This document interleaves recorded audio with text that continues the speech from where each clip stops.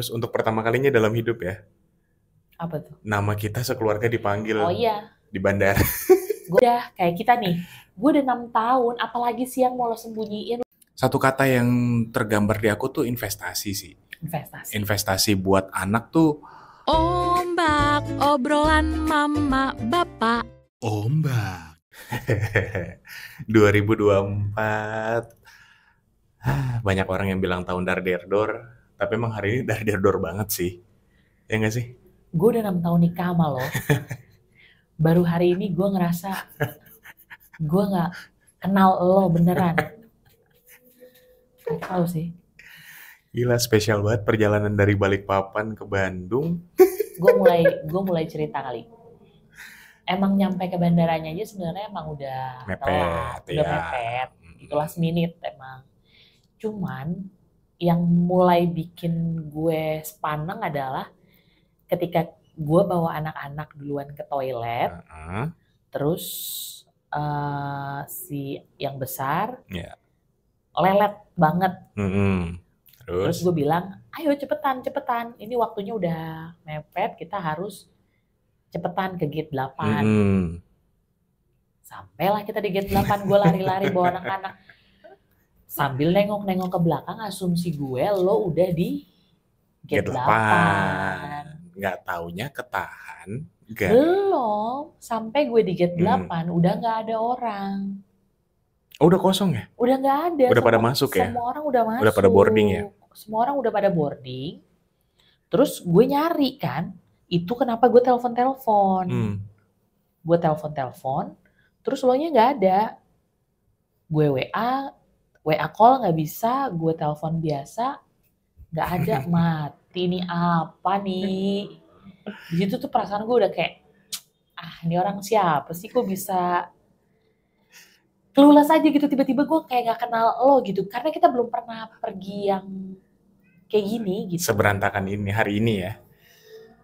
Enggak, tapi dari sisi belum aku selesai. Oke. Udah gitu gue langsung ke Mbak Gate-nya kan. Gue make sure kalau nunggu bisa nggak nih gitu. Terus udah gitu, enggak Bu, semua udah di dalam pesawat. Udah 5 menit kemudian disebutin lah kita sekeluarga tuh. Satu kakak dibacain semua namanya dan dia lari. Udah gitu dia cuma ngomong, bentar. Capek coy, asli coy. Capek banget. Yang ketangkep sama gue adalah barang lo, apa namanya? Tas. Ketahan karena nggak bisa dibawa ke kabin.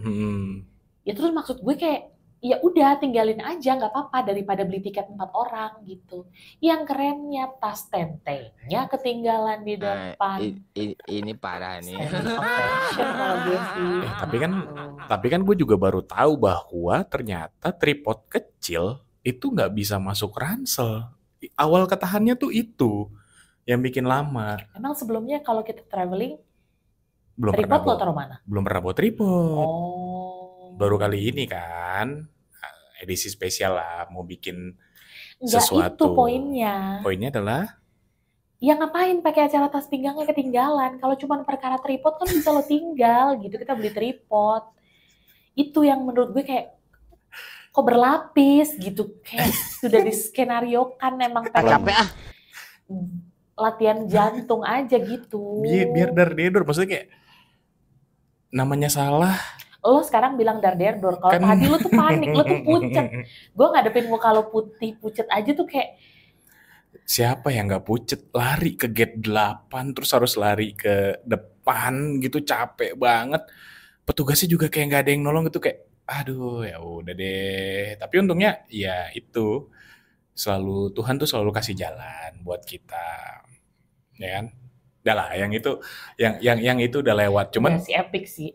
Jadi kalau pernah ada stage nih bapak ibu-ibu nih ya, kalau pasangan kita bilang kayak, gue kenal lo gitu, kita udah kayak kita nih, gue udah 6 tahun, apalagi sih yang mau lo sembunyiin, lo tuh nggak bisa. Gue sih ternyata ya hari ini gue baru belajar bahwa masih banyak gue yang nggak tahu dari si bapak ini sih. Iya, Iya nggak, Pak? masih banyak kejutan-kejutan yang akan ditemui kok di tahun-tahun berikutnya. Masih ada senam-senam jantung lain yang menunggu ya. Tuhan yang menguatkan. Ya. Nah, cuman gini, ngapain sih kita capek-capek gitu kayak berempat terus bawa koper 2 gede-gede, baju anak-anak rata-rata. Menarik. Gue suka nih bahasan ini nih. Dari Balikpapan bukan langsung ke Bandung ya, kita turun di Majalengka di Kertajati, di Bandara Kertajati yang ternyata sepi banget, pesawatnya cuma 1 pesawat kita doang tadi. Terus perjalanan ke Bandung tadi hampir 2,5 jam dari Kertajati karena agak macet. Dari Kertajatinya betul. Ya kan? Betul. Karena flight-nya aja sih sebenarnya 1 jam 50 menit udah landing. Mau ngapain? Iya, itu makanya tadi gue bilang menarik. Pertanyaannya mau ngapain? Menarik. Gue suka dibahas ini. Membangun core memory. Iya nggak sih? Kayak anak zaman sekarang aja gitu membangun core memory. Si anak zaman sekarang. Tapi enggak beneran, gue serius. Ini dari sisi gue dulu ya, Pak. Ya. Dari sisi gue dulu. Waktu kita masih hidup di kota yang sebelumnya, kan sekarang di Balikpapan nih. Di kota sebelumnya, rasanya capek gitu. Mau kemana-mana itu capek karena Senin sampai Jumat dari pagi sampai malam itu waktu habis. Jadi kalaupun weekend, kalaupun libur panjang rasanya pengen istirahat, ngumpul di rumah sama anak-anak, emang menghabiskan waktu sama-sama mereka. Karena kita lag itu. Dari Senin sampai Jumat kita kekurangan waktu benar-benar cuman sama mereka. Begitu kita ke Balikpapan 24 jam paling ke kantor sebentar, tapi mayoritas waktu kita tuh sama anak-anak. Ya. Kita nggak dibantu orang lain, kita megang anak-anak sendiri, gitu. Terus kebetulan. Waktu di kota sebelumnya setiap anak ada 2 anak, dua-duanya punya pengasuh dan ada opungnya. Gitu. Jadi begitu shifting kita pindah ke Balikpapan, full waktu berempat, even kita pergi ke Indo April, Mei, Juni itu, kita berempat. Boyongan berempat. Nggak ada yang boleh ditinggal. Di situ kita kalau gue baru ngerasa bahwa kita harus ngubah nih suasananya karena setiap hari kita berempat. Harus ada momen-momen di mana kita emang keluar dari rutinitas kita karena emang rutinitas kita bareng-bareng berempat. Tetap berempat, tapi suasana baru, tempat baru, dari situ baru kepikiran setahun di Balikpapan aja kita udah 2 kali ke Bali kalau nggak salah. 2 kali atau 3? 2 kali ke Bali kan? 2 kali. Nah ini yang ketiga kita ke Bandung. Mau menuju ke kota kelahiran tapi Bandung dulu. Creating moments berempat, tapi pengen kota yang baru, suasana baru, karena emang sepanjang hari bareng. Itu dari sisi gue. Kalau menurut gue sih apa yang kita lakukan kayak setahun terakhir di Balikpapan ya, karena waktunya lebih fleksibel, memang kita cuma berempat gitu, jadi kenal satu sama lain tuh jadi lebih dekat. Satu kata yang tergambar di aku tuh investasi sih. Investasi buat anak tuh bukan artinya kita mau ngegedein mereka jadi cover boy atau cover girl atau artis sinetron atau kalaupun jadi nggak apa-apa juga. Ya nggak apa, atau streamer terus mereka cari duit, kita pensiun muda tinggal ngelola atau tinggal jadi manajemennya mereka gitu, manajing mereka, enggak. Tapi investasinya tuh lebih ke waktu. Ya nggak sih, mereka butuh gitu untuk kayak diperhatiin papa mamanya, ditemenin papa mamanya kemana-mana gitu. Dan iya puji Tuhan di kota Balikpapan tuh kita dapat itu. Nah terus juga investasi lainnya tuh adalah kita ngajak mereka pengennya ngelihat dunia, tapi ngelihat Indonesia dulu deh. Biar nggak kayak kura-kura dalam tempurung gitu. Taunya gue dulu lahir di Jakarta, ya gue taunya kota Jakarta. Terus gue besar, tumbuh, sekolah di Balikpapan, gue taunya Balikpapan. Enggak. Indonesia kan luas ya. Ya walaupun kita nggak tahu akan bawa mereka kemana lagi, cuman kayak ada momen yang pas banget nih sebelum Natal tahun baru, yuk kita liburan yuk. untungnya nabung tercukupi. Cuman nggak, yang gue lucu, kenapa lo memasukkan itu kategorinya investasi? Which means investasi itu kan sebenarnya sesuatu yang kita korbankan sekarang untuk kenikmatan yang lebih besar di waktu yang akan datang gitu. Padahal rencana-rencana liburan yang kayak gini, kalau buat gue ya, itu tuh justru spending gitu, maksudnya pengeluaran. Kenapa Bapak justru mengklasifikasikan ini sebagai investasi sih?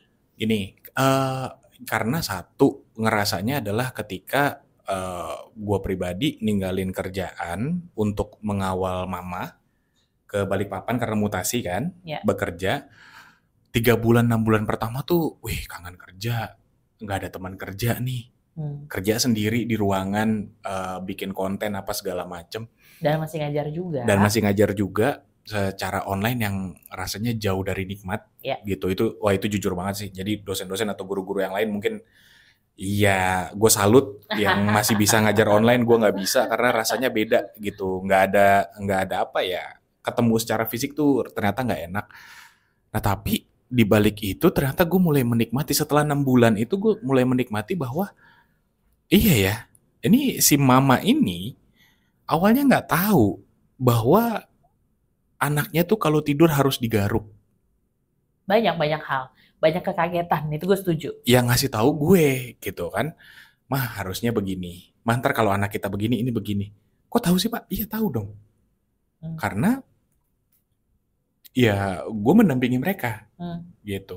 Disclaimer, tadi gue bilang kita sepanjang hari bersama berempat, tapi waktunya tetap lebih panjang Bapak. Karena gue keluar untuk ke kantor. Pagi sampai sore, nah tukeran. 8 to 12. Shift malam makan saya. Makan siang dulu, pulang ke kantor lagi. Makan siang, tuh bisa pulang, di rumah. Makan siang di rumah. Waktu di Jakarta boro-boro mikir makan siang bersama. Waktu pulang perginya aja kita udah pusing ngaturnya tuh bagaimana. Balik ke investasi. Kenapa itu masuk kategori investasi? Karena gini, nanti ketika kita udah pernah ngerasain SMP, SMA, yang kalau gua sebagai orang yang lebih cuawaan dan lebih keluar gitu, akhirnya menghabiskan waktu bersama teman-teman.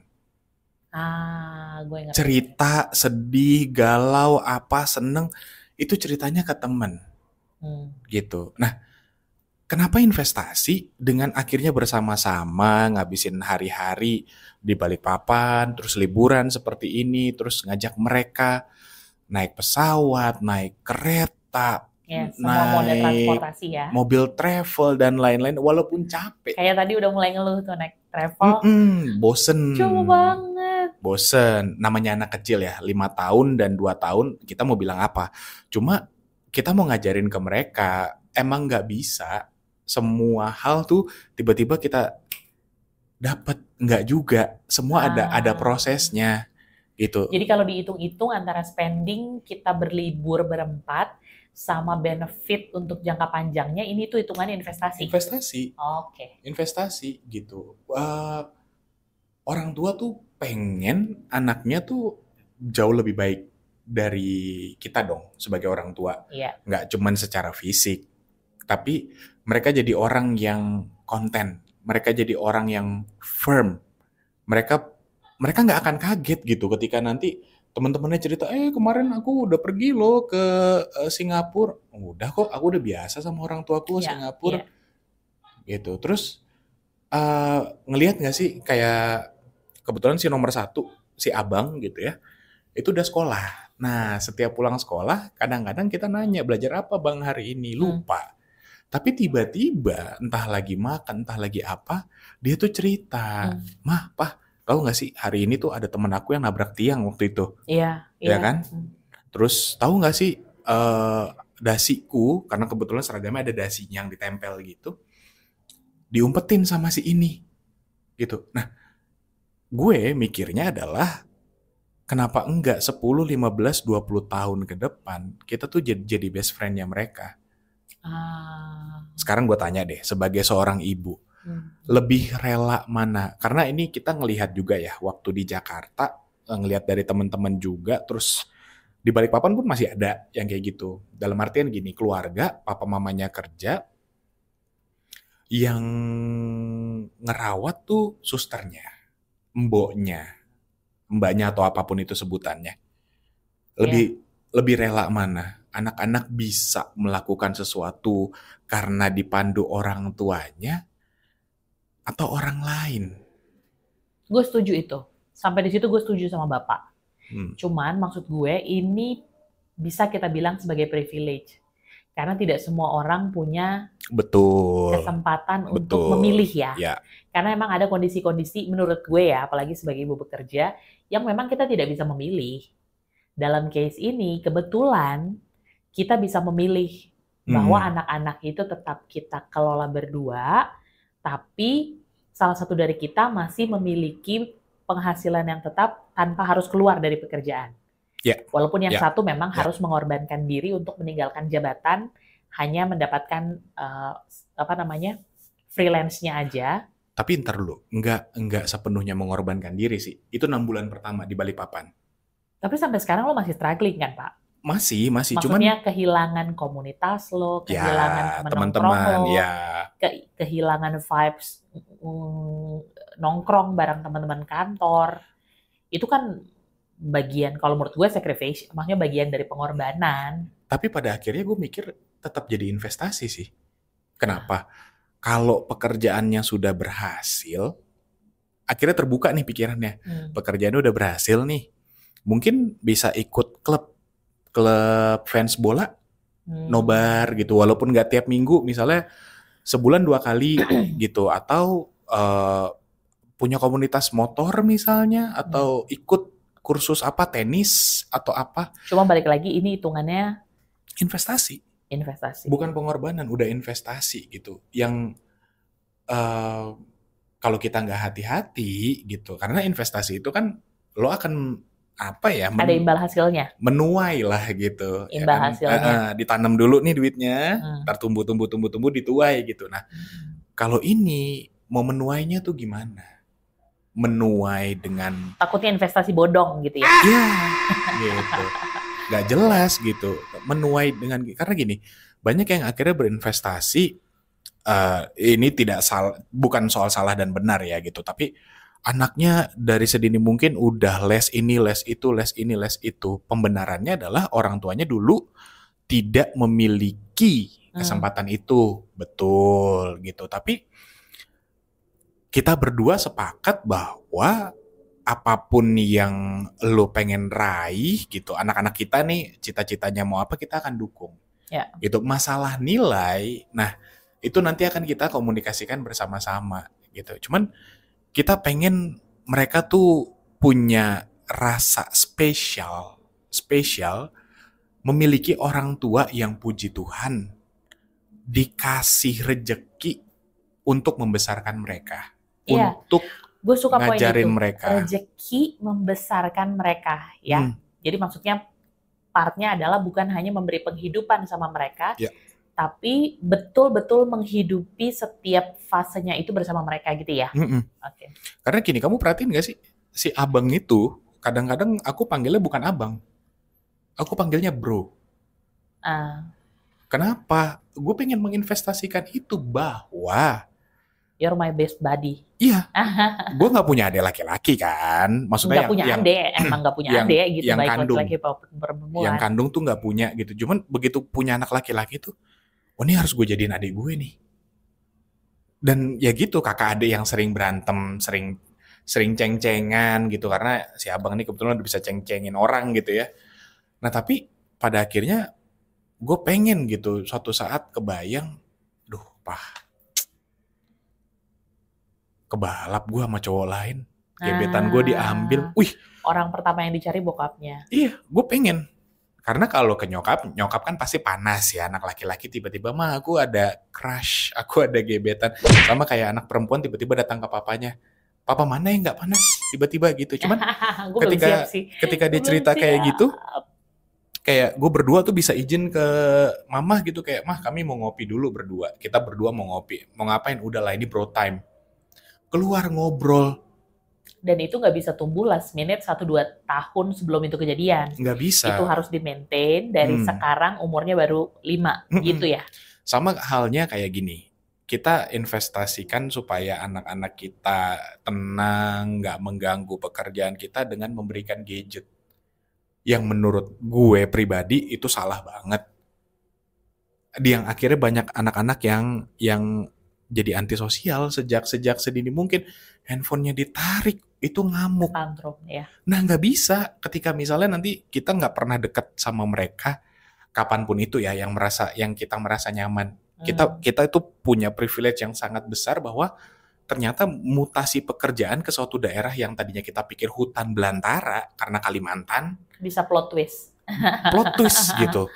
Tapi bentar, gue tergelitik sama kata-kata lo yang anak-anak ketika mau mengganggu, terus kita kasih gadget supaya mendistract mereka. Nah, itu yang gue rasa terjadi ketika kita traveling nih. Tadi kan bangun core memories atau berinvestasi itu dengan membawa mereka berlibur. Ternyata bukan cuman gue yang baru kenal sama si bapak ini, kita berdua juga baru kenal sama anak-anak karena setiap kali kita traveling keluar, maksudnya keluar kota berempat, kita ngelihat sisi lain anak-anak yang kita nggak pernah lihat itu di rumah. Mereka jadi lebih energetic, hype, pokoknya adrenalin rush gitu. Sugar rush lah pokoknya. Di situ baru banget kita belajar bahwa harus punya empati sama mereka. Karena mereka juga kayak badan kecilnya itu belum bisa menampung semangat yang seneng aja, girang gitu, gimana sih? Overexcited gitu. Belum pernah, ya mungkin kalaupun udah 10 kali ke Bali, tapi karena ya masih anak kecil gitu. Bali lagi, Bali. Gitu. Tapi emang benar-benar super clumsy, sebentar jatuh, sebentar itu, sebentar teriak, sebentar nangis. Nah dari situ juga kita ketemu mereka tuh. Yang kita pikir bahwa dia tuh di perut gue yang hamil, gue yang melahirkan, 9 bulan gue tidak terpisahkan, gue pikir gue kenal dia. Begitu lahir mirip bapaknya lagi. Gue cuma jadi si fotokopi, itu informasi aja. Tapi maksudnya di proses yang seperti ini ketika kita traveling, kita juga kenal anak-anak. Bahwa mereka itu tidak sepenuhnya seperti yang kita lihat ketika kita di rumah, mereka berproses ketika di luar. Dari situ juga kita belajar saling kenal. Kenapa lo bilang investasi, akhirnya make sense buat gue bahwa oh iya, karena di situ gue kenal sisi lain mereka, dan di link sama sisi mereka yang itu tuh gue harus gimana tuh belajarnya ketika kejadian. Jadi menurut gue, sebelum lo mulai membuat investasi dalam bentuk tabungan, tanah, harta, dan lain sebagainya, walaupun itu penting gitu, kayak wah anak gue harus S2 di kampus Ivy League. Oh iya boleh. Cuman awalnya adalah tolong investasikan dulu waktu kita, kehadiran kita, dan kita bikin bahwa ini anak-anak itu adalah best buddy-nya kita. Setuju. Mereka adalah temennya kita, dan percaya deh, kita akan menuai hasil yang wah gokil sih. Dan investasi kita udah bunyi. Iya. Kayaknya kita harus sudahin dulu. Nanti kita cerita-cerita lagi. Salah satu investasi kita udah bangun. Kita cerita-cerita lagi. Sampai jumpa lagi dengan Bapak dan Mama. Obrolan Mama Bapak. Ombak.